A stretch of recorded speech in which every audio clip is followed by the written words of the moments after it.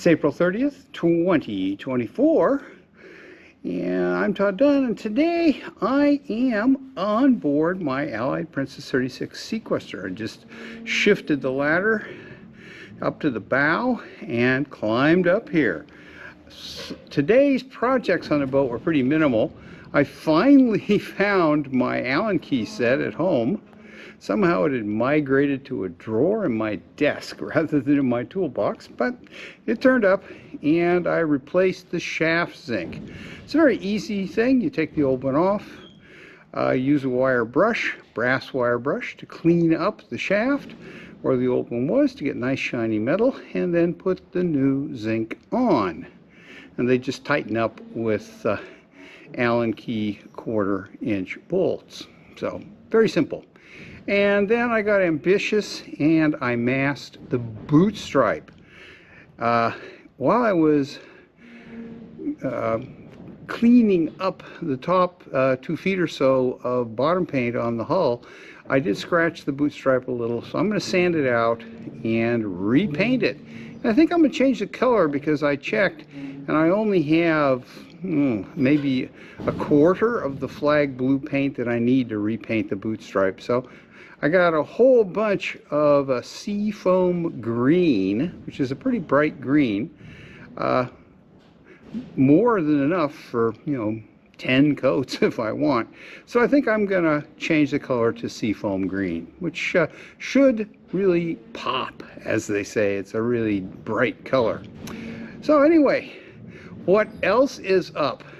Oh, I carried my battery charger up here, hauled up the extension cord so I can plug it in, and we are ready to start work on board the boat when I'm not repainting the boot stripe. So the plan with the boot stripe is to sand it out, put a coat of primer on it, let that dry, sand that out again, and then put a couple coats of seafoam green top coat on it. So that should make a nice boot stripe. But during that time, there's going to be a lot of waiting for paint to dry.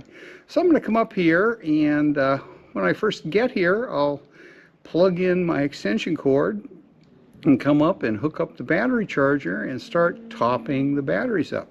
They have been just sitting in the boat for the winter. So 6 months or so without any charge on them. So I'll get some charge on them and get ready to go. So that's the one thing. And I'm also going to probably sand out the cockpit combings, the trim around the companionway and the companionway boards, and also the cabin top handrails, and slap a couple coats of varnish on there. I don't have to finish that before the boat goes in the water, but it'd be nice to get at least one coat on before it goes in. It's easier to do in here where I have electricity to run sanders and vacuums and things like that than when the boat's in the water, where I don't really have access to power unless I haul my inverter out. So that's where we are right now. Okay, well, that sort of wraps it up. I'm going to head home now. Before I do, I'm going to show you what the boat looks like today, April 30th, 2024.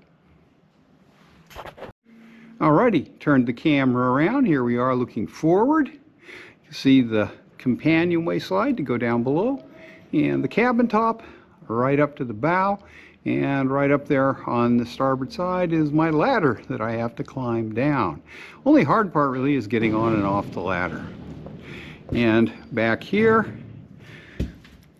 my extension cord. And earlier in the year I was climbing aboard back here, which meant coming over the cockpit combing, and that was actually much more challenging than just climbing over the lifeline forward. And back aft, here's the wheel for steering and the aft end of the cockpit. And you can see they've got me right up against the wall this year.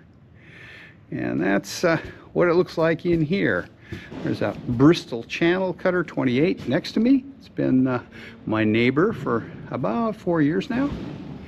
And on the other side, we've got a Polish-built powerboat.